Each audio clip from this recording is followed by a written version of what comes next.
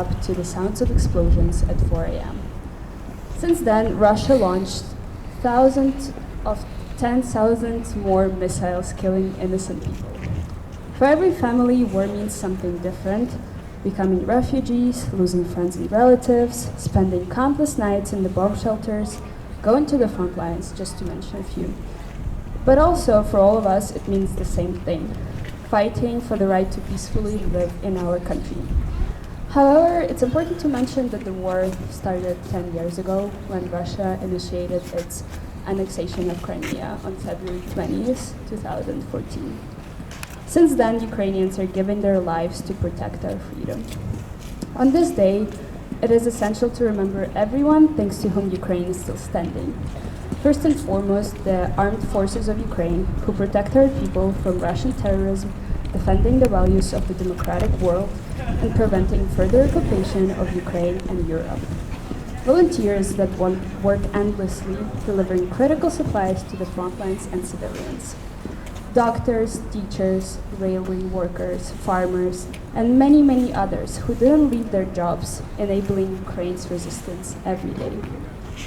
Ukrainians are tired of war, but we do not have an option of ignoring it. We can't pretend it doesn't exist because it's not on the front pages anymore. So today I ask you to keep supporting Ukraine, as the war is still as present as it was 2 years ago. Sometimes it seems that the war has no end, but we can accelerate Ukrainian victory. Loudly advocating for aid to Ukraine to your representatives, donated to Ukrainian volunteer organizations, and supporting many other initiatives can save thousands' lives. The Ukrainian soldiers will do the fighting so the rest of the democratic world doesn't have to. But our job is to ensure that they have everything they need to combat evil. Thank you. Now I would like to pass the word to Christina Logviniuk, another Ukrainian student.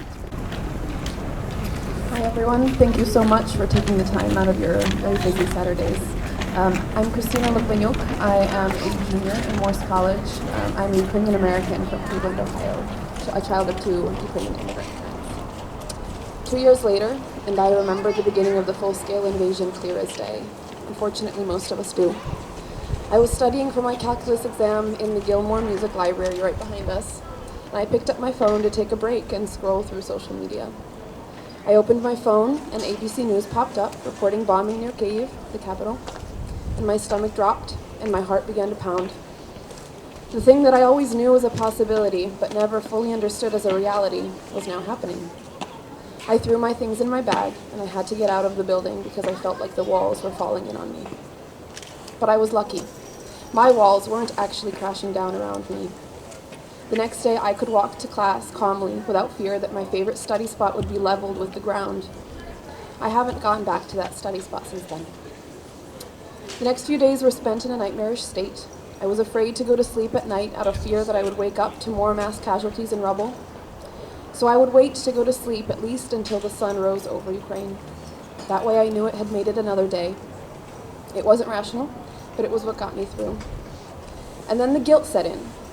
The guilt that I was able to go on with my days, no matter how emotionally exhausted I was safe.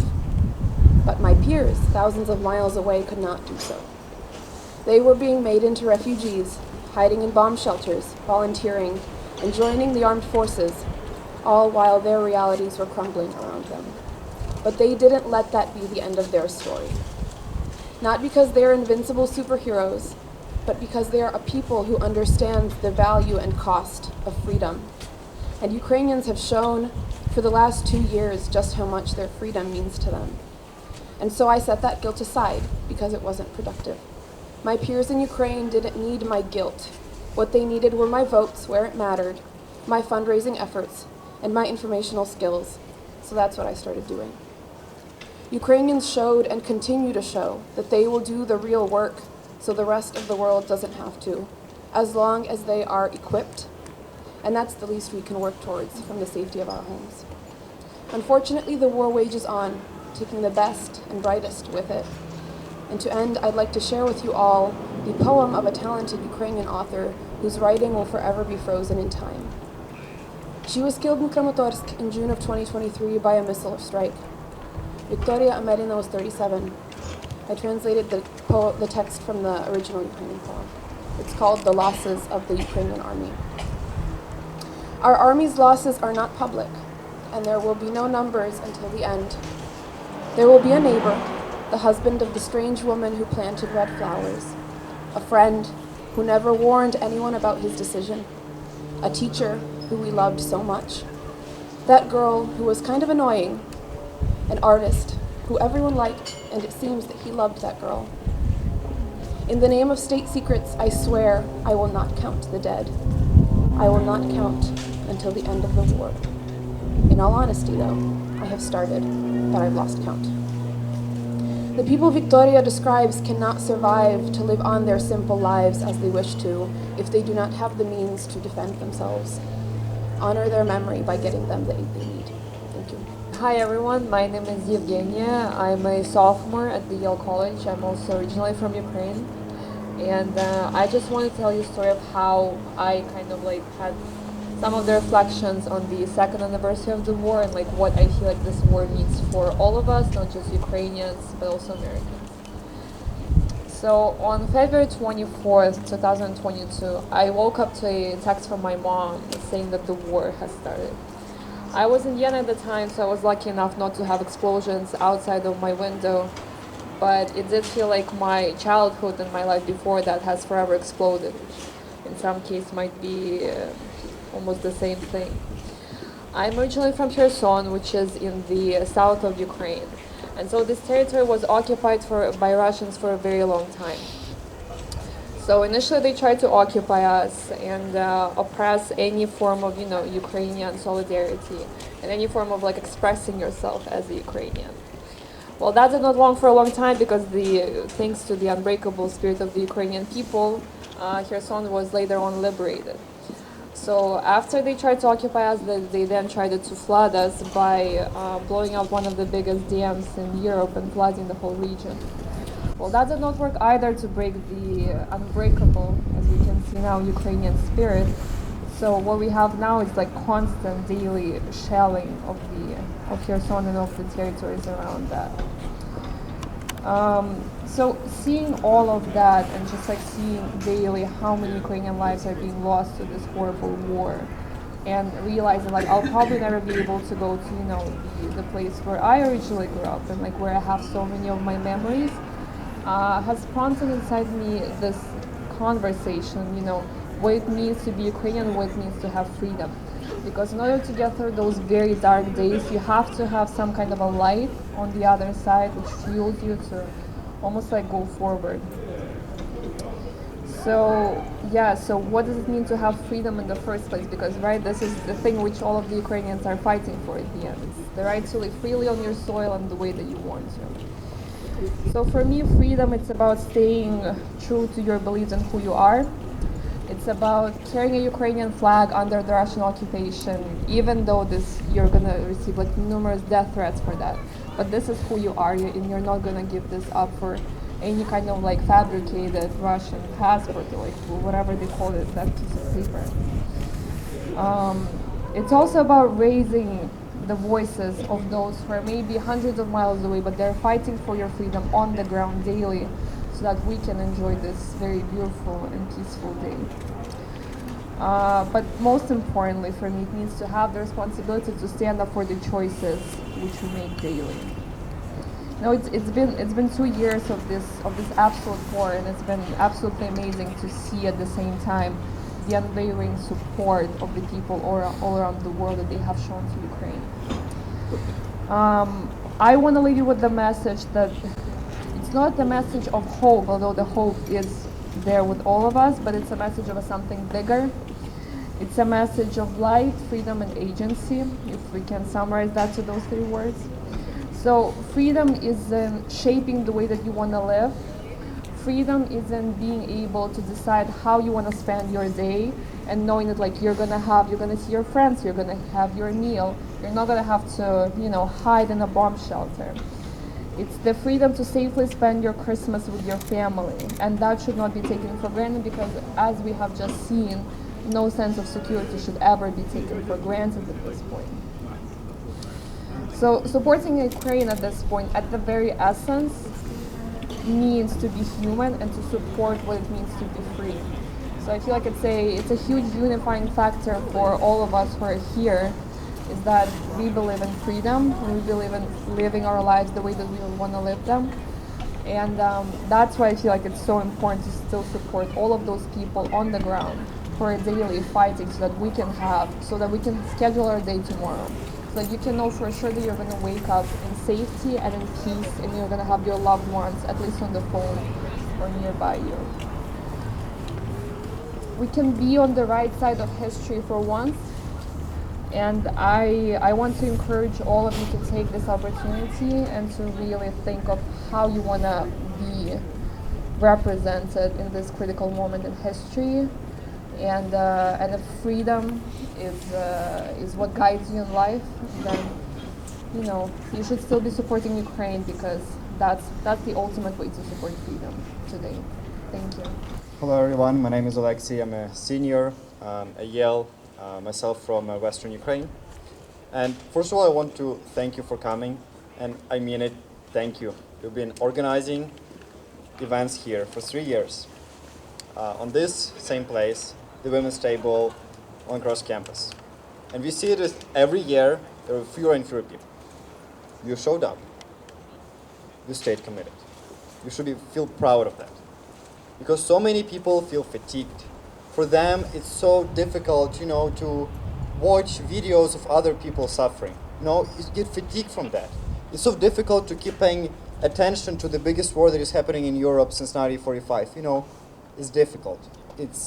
In many ways, it got boring. There's no breakthroughs, it got boring, so people feel fatigued. You did not. You should feel very proud of that. You showed up here today, and you could have not shown up, but you chose to show up. Many of you continue donating to Ukraine, and your aid has continued powering Ukrainian defense effort. And because of that, Ukraine still manages to stay, because of your effort. So thank you for that. But at the same time, I understand why many people feel fatigued. I understand it is difficult. The last year was a year of triumph. We defeated the initial Russian invasion from the north. We had 2 successful, beautiful Hollywood-style breakthroughs near Hartford in northeastern Ukraine and in southern Ukraine near Kherson. It was beautiful and it was triumph, and we were en route to fully liberating Ukraine. And yes, it became a stalemate this year. To say that, it would be a lie. It did become a stalemate. It did become more difficult. We had a failed counteroffensive. But we should not feel discouraged by that. Because imagining that a war is always up, up, and up is wrong. It's ups and downs. And this is how any war is, at any time in any history. It's always ups and downs. And it is the side that is least disappointed, least frustrated by the downs, that will eventually win. And Russians keep going. And so Ukraine should be going. But at the same time, I understand it's difficult. Let me read you one quote. Evidently, all chances of winning the war in any decent way is lost. The plan is apparently to give everything away and then win it all back with American airplanes and rivers of blood. Of course, they can succeed. The whole world would swing against them, America probably included. Within 2 years, we shall either be conquered or we shall be a socialist republic fighting for its life, with a secret police force and half the population starving. It was written by George Orwell on May 15th, 1941, when Britain was defeated in Morocco. In 1945, Germany was destroyed with American aeroplanes, and it did come with rivers of blood. But eventually Britain won. And this sentiment that George Orwell had expressed there was true for that moment of time, but it did not discourage Britain. It didn't let Britain seek for peace, which essentially meant giving away Europe to Germany. No. Britain kept going, despite the loss. And the same thing should be with Ukraine. The same thing should be for each of you. You've come so far. It's already been 2 years, and you kept going. And if you only keep going more, you'll eventually win. Because at the war of attrition, what actually matters it's not the size, it's not the capabilities, it's not that. It's the will, it's the passion. And it's the passion of the people who are supporting in Ukraine and abroad. It's the passion of everyone. And if you give in, there will be a defeat. If you keep going, there will be a victory. Thank you. We gather today with broken hearts. We gather today to remember those who have been killed in these past 2 years in Ukraine. We gather today to hold their memories and recognize the tragedy of lives cut short. We gather today recognizing how many lives have been forever changed in unfathomable ways. We hold in our hearts the mothers and fathers who have suffered profound losses. We hold the children who have lost their innocence in childhood. We hold the friends who have been torn apart by war and destruction. As we come together in this place of deep grief, we hold one another in this time of loss and our communal grief in a moment of silence, a moment of mourning, and a moment of prayer. Please join me.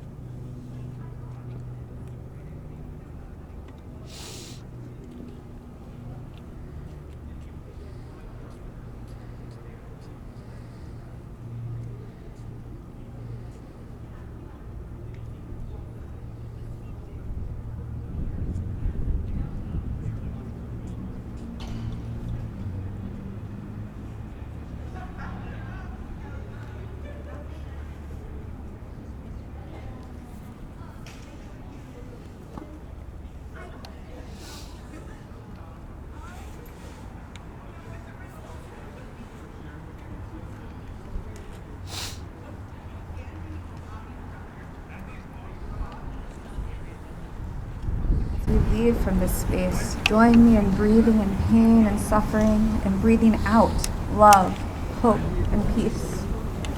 As the 19th century Ukrainian rabbi Nathan Sternhartz wrote, may we see the day when war and bloodshed cease, when a great peace will embrace the whole world. Then nation shall not threaten nation, and mankind will not again know war. For all who live on earth shall realize we have not come into being to hate or to destroy. We have come into being to praise, to labor, and to love. Let love and justice flow like a mighty stream. Let peace fill the earth as waters fill the sea. And let us say, Amen. Hi everyone, my name is Daria Figlas. I'm a sophomore here at Yale. I'm a Ukrainian American who grew up in Ukraine and has family in Chicago as well. 2 years ago, I lived in America and I sat in front of my TV crying after watching the UN Security Council meeting as Russia bombed my home city. I was scared that my family wouldn't wake up the next day. We didn't know what was happening. 10 years ago, I lived in Kiev. I was 9 years old and I was scared for my own life. This is not something that only started 2 years ago. Ukrainians have been fighting for 10 years. And we're not going to stop. They're not going to stop. And we're protecting the free world. Russia will only keep going. They will not stop. And this has been said multiple times by them. So we need your help to do a little more.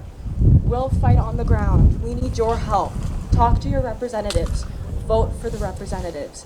Write to them. You have a voice here. This is America, a democracy. You have a voice. Write to your representatives. We need them to give us weapons and aid and humanitarian aid. We need help, so speak up, donate to Ukrainian organizations. Follow us at Ukraine Yale. We have countless organizations to donate to. Thank you so much for coming, and thank you for all your support. Thank you again for coming and supporting us today.